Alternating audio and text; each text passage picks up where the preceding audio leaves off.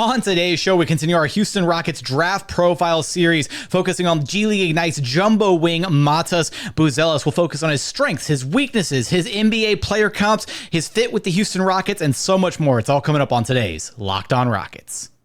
This is Mission Control, Houston. Ignition sequence start. 6, 5, 4, 3, 2, 1.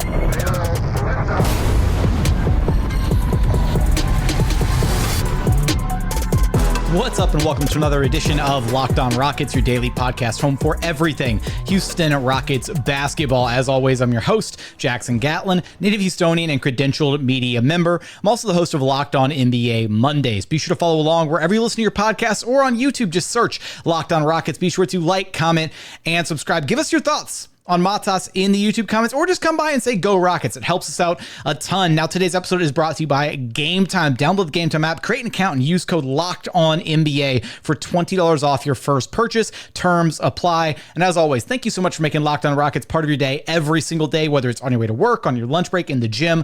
Thank you for being an everydayer. Joining us now is your weekly co-host, NBA draft enthusiast, and diehard Houston Rockets fan, Madison Moore. You can track down on Twitter at MadmanLeaks. Here as we continue our Locked On Rockets draft profile series. On today's episode, we're focusing on the G League Ignite's Matas Buzelis, the kind of jumbo wing with a lot of upside on both sides of the basketball, but how realistic is his ability to achieve his upside on either side of the ball? That's what we're going to tackle on today's episode. So, Madison, the way we start these things off, man, give us your elevator pitch for Matas. Yeah, man, Matas is like you said, a jumbo-sized wing, do-it-all wing that the league is currently looking for right now. These guys who have length and size, he's a 6'9", 6'10" wing that has great size and positional versatility. He has great ball handling skills. He can do a lot of different things, dribble, pass, jump, shoot. Those type of prospects that offer versatility, not just defensively, but also offensively, being able to play up and down your lineups. He can play any of the three wing spots and probably could give you some small ball 5 minutes once he bulks up. But those type of guys are extremely valuable. We see these guys that are able to play in any type of situation, and that is the sell for Matas Buzelis. He doesn't do everything at an NBA level right now, but with his size and with how good his skills are for his size right now, you can really build this player into this, pseudo player that can play any type of role on your team. And he also has a lot of upside to be a little bit more because he does have a lot of NBA projectable skills. So that is the sell for Matas Buzelis as this pseudo switchable do-it-all wing that'll play defense and score in a variety of different ways. He kind of looks like, it's almost like if you were to start the building blocks for what you would hope would one day be kind of a really good, like, connective kind of point forward type player. That's who Matas feels like right now. And now, again, there's a lot of projection on some of his other abilities, his ability to shoot the ball, his defensive, capabilities, all that stuff. But I do think, just when we're talking about him being a jumbo wing, right? Clocks in at, just under 6'9", so 6'8 3/4, where thereabouts.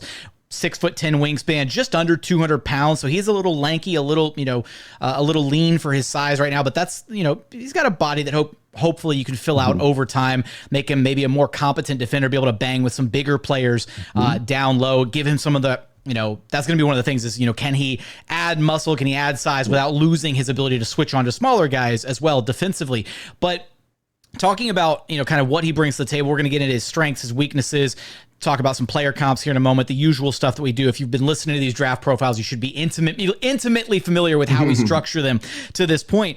Now, my thing with Matas is it feels like so much of his game is theoretical at this point, right? Like he should be a floor spacer. He should be, but he's not shooting the ball great right now is the problem. Right now he's only shooting 26% from three. That's not like an awe-inspiring number, and he's only shooting just under 70% from the free throw line, and those are usually the two numbers that we look at, not just the three-point shooting in a vacuum, but also projecting like the free throw shooting, like can this guy be a good shooter one day? Those are generally the numbers that we look at. What do you see when you look at him as a potential floor spacer or an offensive threat in that regard?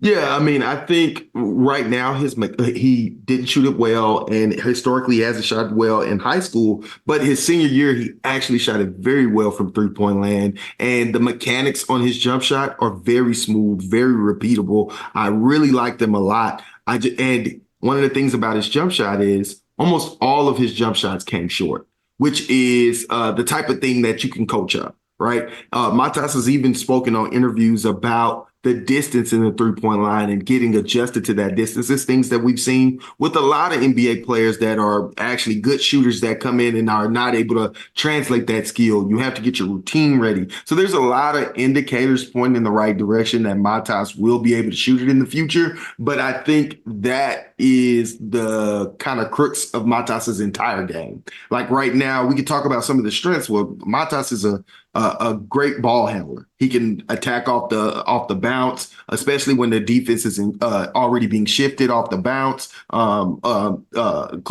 attacking closeouts, right? He has nice creation moves where he uses his body very well to get to the basket and shield defenders off and finish with touch at the rim. And that's a really great thing to have for a big jumbo-sized wing. And if you guys remember, I talked about Zachary Richeche and the theoretical nature of his size combined with shooting and versatility.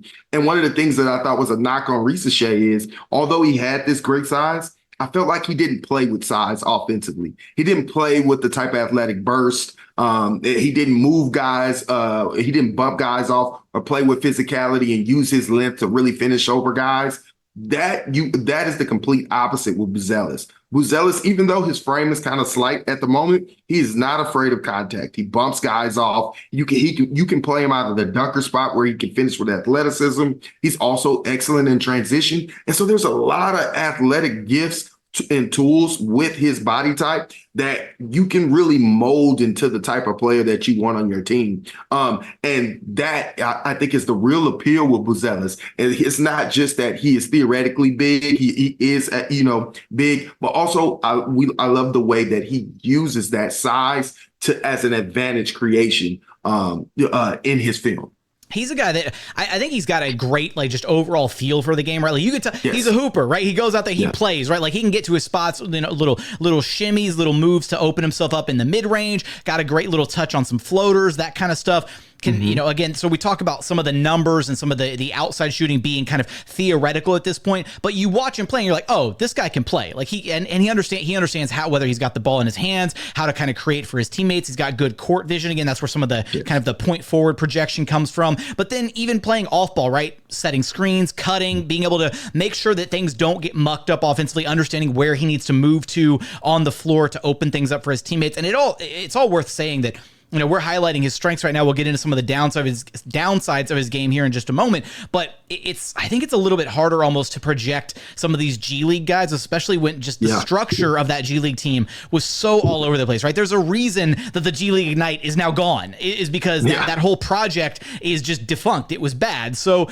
I think it's almost a disservice, right? The guys like Matas, Ron Holland, whoever, who were, playing for the Ignite, because now we're kind of, a lot of it is a little bit theoretical in our projections of like, man, if we could have seen them in a more structured system with a team with some identity where they had, either a more concrete role where they're playing more to their strengths instead of this style of basketball where it's like, hey, you're going to try a little bit of everything. We're just going to we're going to give you a turn to shine. We're going to give you a turn to shine. It's like, no, like if Matas had gone to a collegiate program or a professional program elsewhere, then maybe things would look a little bit different. Yeah, I mean, honestly, I think the context they played in was very, very tough for them. They often ask these guys to do things that they weren't quite capable of doing at the moment. They had a lot of injuries to the vets, which you can also argue is a role in like trying to develop these players. Yes. But at the same time, you don't often I feel like you don't see that in collegiate programs, right? You don't see college coaches pushing these players to step out of their comfort zone and, hey, we want you to develop and work on this, because the whole point of the G League Ignite was like, hey, it's a developmental program. We want these guys to get better. But at the same time, it's also like kind of hurting their stock in a way, because now you're seeing guys who are maybe he shouldn't have handled the ball too much, because like, yeah, he can handle it a little bit, create for himself, create for others. But there are also points where like, some ill-advised decision-making or dribbling into double teams and just kind of mucky play offensively at times, which isn't necessarily his fault, but more like a coaching issue with the Ignite. Yeah, man. I think the teams aren't balanced enough. Like they had a lot of veterans out of the game, injury wise, and so all the young guys had to play all at once. It's not like when you send Cam Whitmore down to play at the G League Ignite, and he has 8 to 10 veterans around him, and they're able to focus on this one thing that they want him to do, while other guys support him in a competitive infrastructure. These guys were kind of thrown to the wolves this year, especially because of injuries, and they were often blown out and they weren't playing in a lot of competitive contexts. And that type of stuff really hurts your evaluation because when you're always getting blown out, they're not in very high pressure situations. We don't see how they perform when the stakes are at their highest. And I think that's a G League thing, period, just because those stadiums aren't really full of players. And that's one of the things that I think they miss in college basketball. But yeah, that was what makes his evaluation. We're getting way off topic here, but it's I think it's an important context to the conversation. And it's worth noting, since this is the first G League guy or G League Ignite guy that we've talked about during our draft profile series.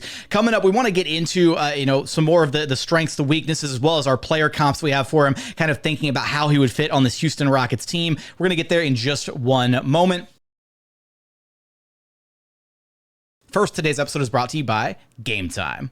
Game Time makes getting NBA Finals tickets even faster and easier. Prices on the Game Time app actually go down the closer it gets to tip-off. They've got killer last-minute deals, all-in prices, views from your seat, and their lowest price guarantee. Look, I don't know about you. My least favorite thing when I'm buying tickets could be to go to a game, could be a concert, whatever, any kind of event in your area.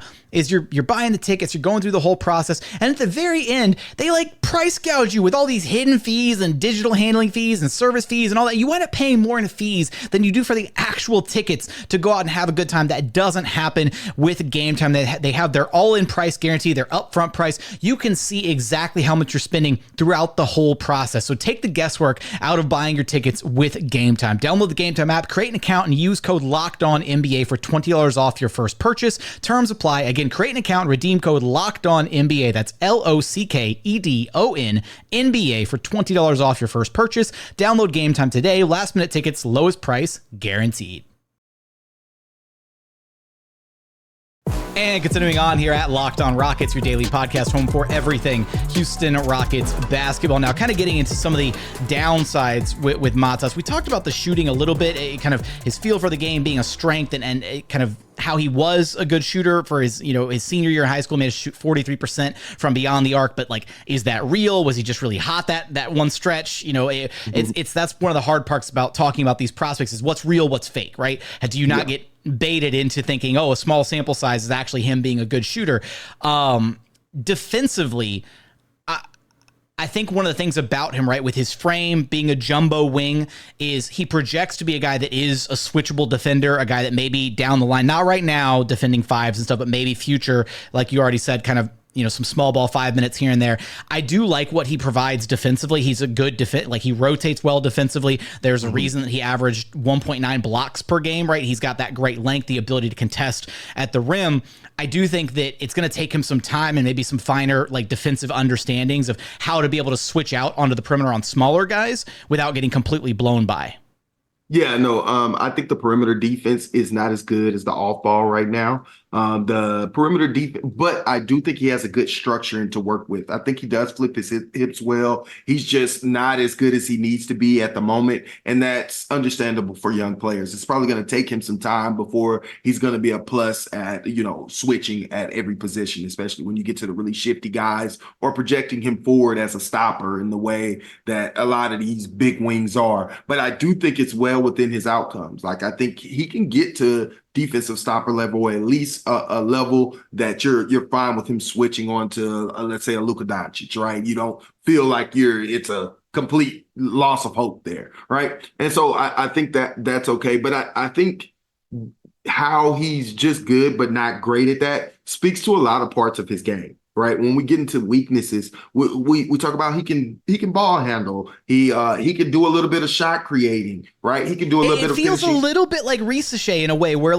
we talked about Ricochet, where there's a lot of things that he's pretty good at, but he doesn't have that one elite skill. And I don't think when we were kind of discussing Ricochet, we never wound up, because I think we had this conversation after we hit the record or after we hit the stop button on the recording, and we never actually put it in the pod, which, slight disservice to you, our listeners. We're so sorry about that. But like, that was one of the things that came up when we were talking about Risache off camera, was just one of the reasons that both of us kind of had this feeling about him, is that he's a little good at a lot of things, but not really elite at one skill. So I actually think it's more similar to the way we talked about Alex Sarr. Like, Alex Sarr was good at all, like shooting for the position, dribbling for the position, right? So because Risache, I feel like, doesn't do certain things at a high enough level for me. He doesn't use his size well. You know what I mean? He doesn't do certain things, and that's what makes me lower on him. But I think it's similar to in the same way that Sarr was like, yeah, you're good for your height and your position and your archetype. You're good at these things, but you're not NBA level good. These things aren't at an NBA level where we can expect you to come do these in the first 2 years at a very, very high level. But there is a pathway for him to get very solid at all these things. And so I think the biggest weakness right now for Buzelis is a lot of this is theoretical. We don't know if he'll hit those 90th percentile outcomes, but he isn't very far away from them for them to become that. And if he does come around and round his game out at an NBA level at all those different skill sets, you're going to have a high level starter on your hands at that size. And he'll be able to use a lot of the skills he already has in his play style, like using his physicality to get to the rim and shield defenders and finish with either hand. He's going to be able to use those things with that improved skill to really become a very good player. And honestly, there is some creation upside, which gives him some all-star pop. I'm very curious where you're going to go, because whenever we start talking about these prospects and kind of, mulling over, thinking, okay, who does this player remind me of and stuff, I start coming up with comps in my head of who I think this player could be or reminds me of. And I'm always curious if you and I line up on these comps. So let's get into, we're talking about outcomes, projections, all that stuff. Let's get to our comps that you've got for us. We do the low, the mid, then the high end comps. Let's start with our low end comps. Yeah, so our low-end comp, this is a good comp that I think actually their games are very, very similar, and that's Sam Dekker, right? So Sam Dekker, also a 6'9" wing, do-it-all guy who was good at everything but not great at anything, but used his energy to get out running and really affect the game in that way. And I think if Buzelis never really improves his game to the heights that we think he can, right? If he never gets that skill, then Sam Dekker would be kind of what he looks like. He a guy who does everything and uses his energy and size to affect the game in those ways. How tragic would it be if the Rockets did take Buzelis and then he like recreates the Sam Dekker gif of him like chasing after the ball, slipping, and it hit him in the face? Oh my God! Just let's not have Sam Dekker part 2 in a Rockets jersey. All right. I think that ruined his career, because I actually thought Sam Dekker was a very good player. I was excited by the pick, man. And he was never able to really put it together. Yeah. So I don't know. He just never improved. That's what I think it was. But yeah, to continue, guys like Justin Holiday, another guy that is a long, rangy wing who can shoot a bit, play a little bit of defense, but never really rises to the level that you need starter minutes out of him, and just is kind of like a rotational guy. And the last guy I have is Nasir Little, another guy that is a big jumbo size wing, strong wing that never really got all those skills to come that he needed, those auxiliary skills. But if the defense comes on really hard and you get some improvement in the three, but it doesn't get to a high enough level, those are the type of low end outcomes I think Buzelis will reach. So let's get to the median guys now. One of my favorite comps for median outcomes is Chandler Parsons. Okay, so Chandler Parsons, prime Chandler Parsons. Hopefully Chandler Parsons with some better knees, but yeah, with some better knees, man. But yeah, but I think Chandler Parsons is a great because Chandler Parsons had that jumbo size, that switchability that you could see, that you saw. He also came in as a poor shooter and got on the floor because of his defense and really turned himself into a really elite shooter. And I think that is the type of mechanics and shot setup I think that is within Buzelis' outcomes, that he can not only could I think Buzelis be a good shooter, but I think there is still in his outcomes to be a very good shooter like Chandler Parsons was, but also offer defense and a lot of different rebounding and energy that Chandler offered. I think that's a really good outcome for him, and I think that's possible. Another guy is Denny Avdia, another guy who started off slow when he was drafted in the lottery, but really came on this year. Jumbo size wing that can shoot, pass, and do it all. I think that's another guy. And lastly, Kyle Anderson. I really like Kyle Anderson as the comp. Kyle Anderson doesn't play with the energy that Buzelis plays with, but he really reminds me of Buzelis. Buzelis reminds me of Kyle Anderson when he is slowing down in the paint on drives and giving counters and able to make reads out of that and score with touch at the rim. Another guy who worked on his jump shot and got it to a workable level, and just another guy that you can put on the floor, you can trust to make the smart play, and you can trust him in crunch time situations to defend and also score at a high level. I like that. I like that one. I like that one a lot. And I'm glad you bring it because Buzelis does have a great motor. That's the other thing is he's constantly pushing, trying to make things happen, whether it's offensively, defensively, whatever. But I love the Kyle Anderson comp because Anderson's not a guy who's beating anybody off the dribble because of like his explosiveness or whatever. There's a reason his nickname is slow-mo, right? Everything he does looks a little slow out there on the court, but guess what? He still makes it work. So yeah, and it's a little slow-mo in there when he gets the Euro stepping through the lane and, having to give guys change of pace. But those are the median end outcomes, I think, which are really good outcomes for a guy. You know what I mean? Like those, like I'd be really happy if I got that in the top 5 of this draft, But I do think there are some high-level all-star outcomes that he can reach. The first one I give is Rashard Lewis. So a lot of Rashard Lewis has gotten comps from a lot of different guys over the past years, but I think Buzelis is a better comp, and that's if he fills out his body very well and becomes really strong, like a very strong defender, and really that jump shot actually comes on in a real way. I think Rashard Lewis would be an excellent comp. He's able to finish with athleticism, take guys off the really attack closeouts, and become a high level guy in those ways. And if the shooting comes on in a real way, I think Rashard Lewis is a real good comp.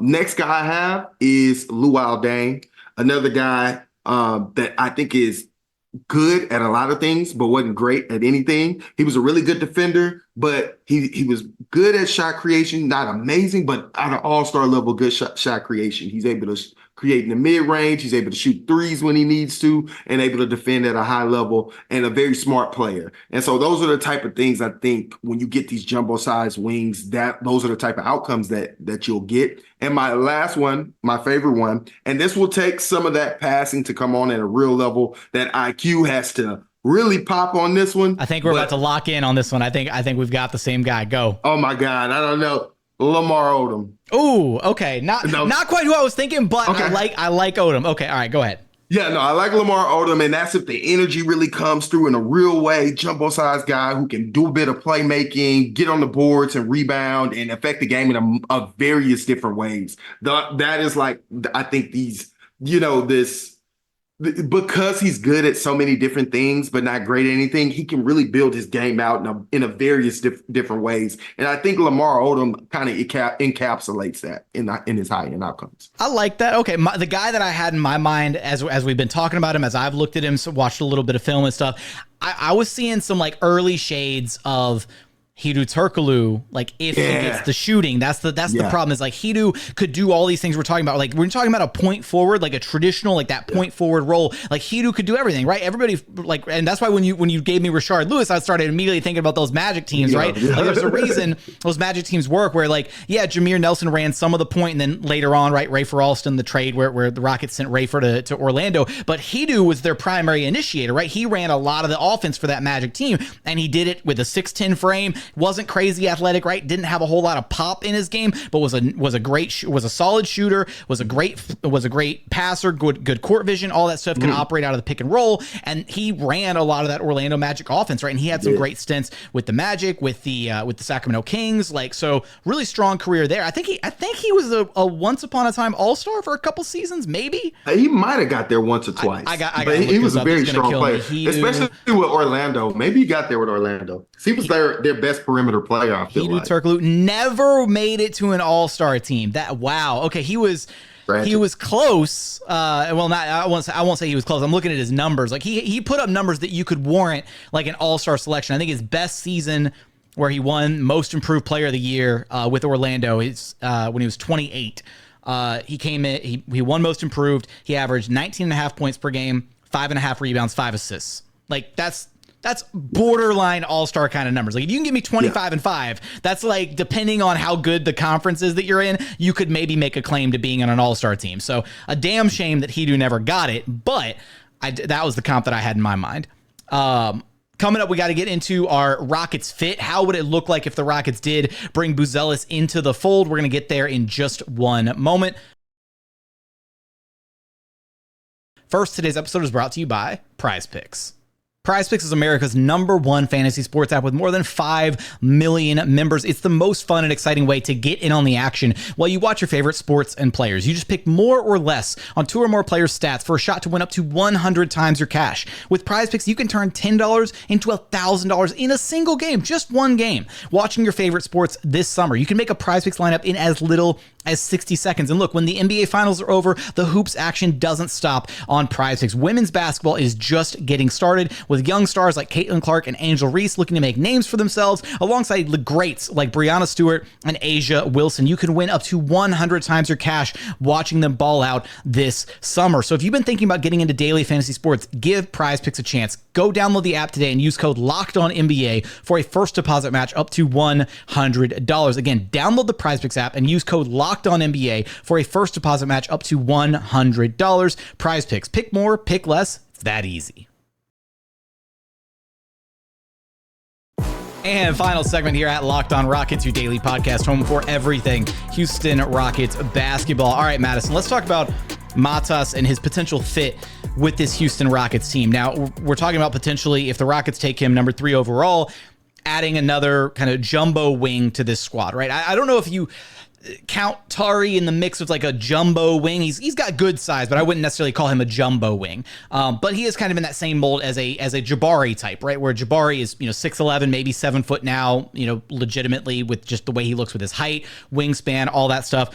Where I struggle with is thinking about, and this is similar to what we talked about with Ricochet, right? Is projecting, okay, what does Matas bring to the table that is either different or better than what Tari and Jabari currently bring to the table? We've talked about this a lot, about the Rockets diversifying their player archetypes and what they have as far as their young core is concerned, which is why we've highlighted guys like Donovan Clingan and Reed Shepherd, guys who bring skill sets to the table that are not currently present in this young core. Now, yes, we are headed into, we're in the age of NBA basketball where jumbo wings are being prioritized, right? Yes, there is a world where you think you can build up Matas into this incredible modern day NBA wing, but realistically, does he have a brighter future or a higher ceiling than either of the two modern day wings that the Rockets already have on the roster in Tari and Jabari?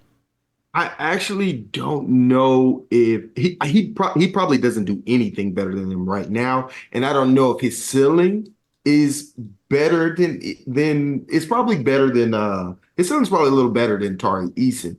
But as far as Jabari Smith, I'm not sure. But there are things that I think that he can do a little bit better than Jabari defensively in as a rotating defender. It also doesn't have to be better. It can be different too. Is the other thing. And part of that is we've talked about like his playmaking game and all that stuff. Like that is very different than what those guys bring, right? Those guys are, Tari's your defensive ace, your stopper, your rebounder. Jabari's your switchable, big man. Play some small ball 5, all that. Your spot up 3-point shooter.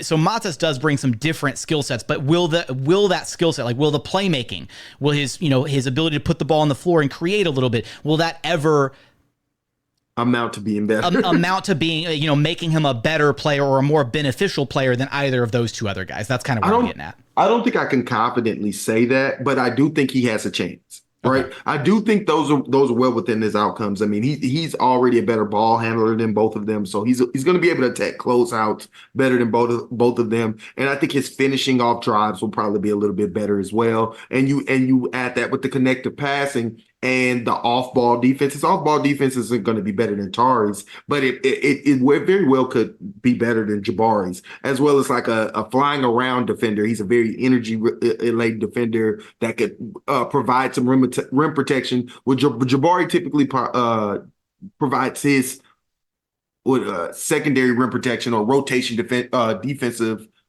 with defensive positioning. That's how he provides his rotating defense. But Matas will be able to bring energy and athleticism. So he'll probably be able to generate more blocks, be able to, but Jabari has better length. So it's like that balancing act. But I do think these players can play together.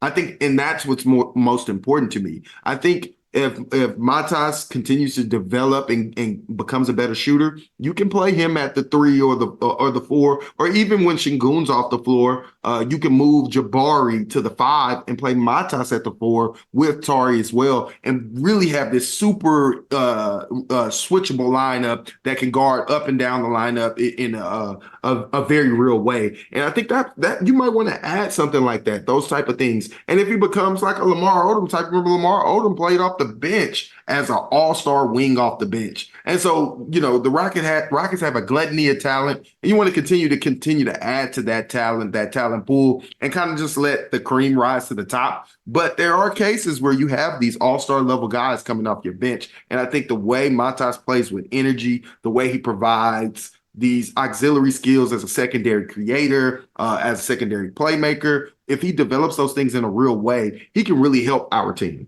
I'm really the most interesting thing to me about Matas is his creation ability, because if he can ever become good enough to be not just a secondary creator and kind of that connective piece offensively, because I feel like he needs those other skills to come to fruition. Like he's going to need the shooting to become real if he's only ever good enough to be a secondary creator. But if he could get good enough to be a primary creator, even if the shooting doesn't ever, fully realize whatever, then I think it provides some really interesting permutations, because then you can think about, different lineups, different roster permutations where maybe you have a couple, primarily scoring guards out there, right? Like now Jalen Green has shown a lot of growth, this past year in his development as a playmaker, as a primary initiator offensively, all that.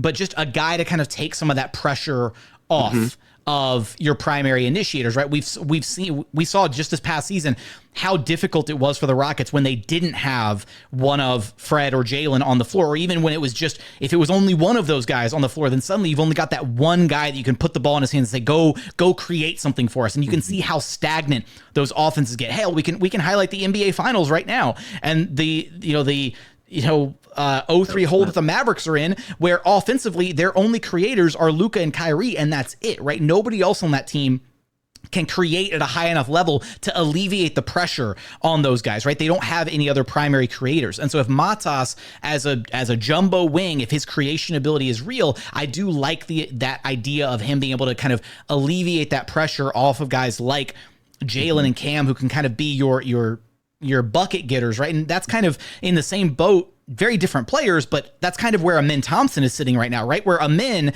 we kind of thought, hey, we're drafting a point guard, like this jumbo 6'7", insane athlete point guard, but we don't really know right now if his future is going to be as a primary ball handler and primary offensive initiator, because right now the Rockets used him as a connective piece this entire last season. Yeah, I mean, I think that's a great thing. And I think the Dallas Mavericks was a great example, but we can even parry that with the Boston Celtics on how almost all 5 of their starters are able to pump fake, drive it into the paint, and make a play for one another and kick the ball to another guys. We may not need another primary initiator if everybody can do a little bit of something of creation for one another. And I think that's one of the things that Matas does. I think this new attention to dribble, pass, shoot guys with size, right? That is where the NBA is trying to shift to. It's what the Oklahoma City has been drafting. And I think when you add a guy who can do all these auxiliary skills, once he gets good enough at an NBA level at all these skills, he's not going to have many weaknesses, and he's going to be able to fit with multiple players on your team. And I think that's the sell for Matas. That's the sell for his archetype. And that is why I think he'd be an excellent pick and in consideration for the Rockets at 3. On that note, you know the drill, Madison. Let everybody know where to track you down at. Yeah, you can come find me on Twitter at MadmanLeaks. Come talk Rockets basketball and NBA draft. That's going to do it for another edition of Locked On Rockets. How would you feel if the Rockets selected Matas Buzelis with the number 3 overall selection? Give us your thoughts in the YouTube comments. But as always, thank you so much for checking out the show. If you haven't done so yet, please consider subscribing wherever you listen to your podcasts, or on YouTube. Just search Locked On Rockets, like, comment, subscribe, leave a 5-star review if you're listening on Apple Podcasts. It helps us out a ton. But as always, thank you so much for watching. Thank you so much for listening. And we look forward to having you back right here at Locked On Rockets, your daily podcast home for everything Houston Rockets basketball.